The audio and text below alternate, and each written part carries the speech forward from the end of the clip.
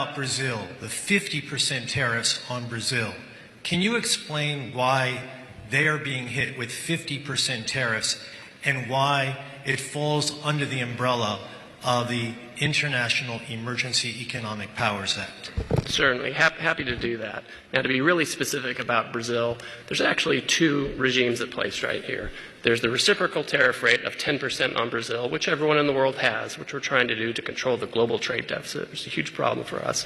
Then on top of that, there's a 40% tariff on Brazil, and that's under a separate emergency, and this is related to extreme concerns with rule of law, censorship, and human rights in Brazil, where a Brazilian judge has taken it upon himself to order U.S. companies to censor themselves, given them secret orders to manage the flow of information, rule of law with respect to political opponents in Brazil.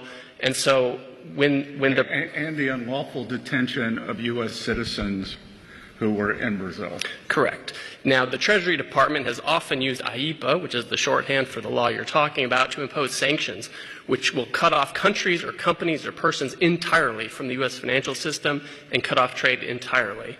If the president can cut off trade entirely, he can certainly impose a tariff, which is a lesser measure than a full sanction.